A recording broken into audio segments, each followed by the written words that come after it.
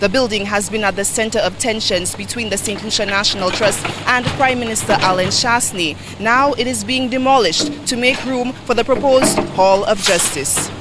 An injunction in 2018 halted the demolition of the Royal Jail. Newsforce received a copy of the injunction, which was signed by Development Control Authority, the Commissioner of Crown Lands, the contractor Cyril Donnelly, the Attorney General Stephen Julian, and the Saint Lucia National Trust Legal Counsel.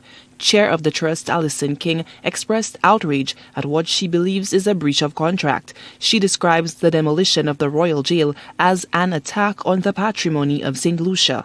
We are very surprised to be hearing today, a Saturday, in this state of emergency period, that this building is being demolished. This is a very devious move on the part of the government as far as the trust is concerned. It's a dishonest move on the part of the government, and it is in bad faith. The Trust has advocated for the incorporation of the Royal Jail into the new Hall of Justice. Representatives of the conservation group claim that attempts at dialogue with Attorney General Stephen Julian were met with obstacles. The final plans we were to see and to sign off on, that is in our agreement, executed before the Attorney General. We never heard anything further. We wrote to the Attorney General some months ago to say, we're hearing noises about, work starting on this side. We've not seen any plans. Can you please inform us what's happening? We got a letter back from the Attorney General saying that he would not speak to us. We would have to speak to him through our lawyers. So basically trying to put stumbling blocks in our way. There was never in our agreement to speak to anybody through our lawyers. King called on all St. Lucians to be on guard, given what she characterizes as the blatant breach of the law by the government on a signed legal document. Newsforce also sought answers from contractor Cyril Donnelly, to no avail. Who gave you permission to go ahead with this? What do you have to say about this, sir? Darling, don't follow me. Who gave you permission to go ahead with this demolition?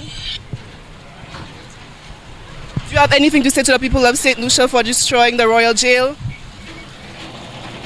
The oldest building in Castries being reduced to rubble left Director of the SLNT Bishnu Tulsie questioning the trustworthiness of the current administration.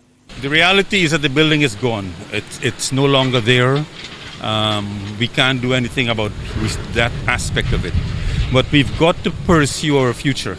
And the future is, how can we engage with government in good faith in the future, given this experience? And that needs to be sorted out.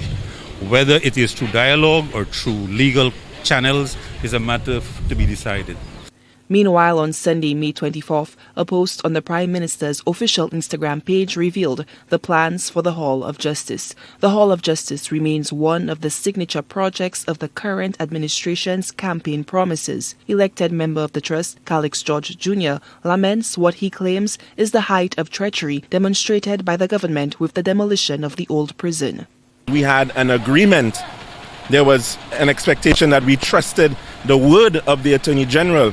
We went to court, we brought an injunction forward, and we were given an undertaking of the government in this matter.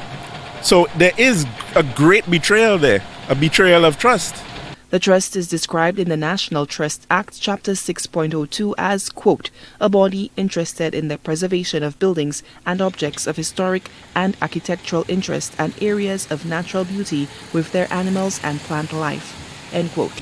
On top the excavator that demolished the Royal Jail, Solange Alfred, HTS Newsforce.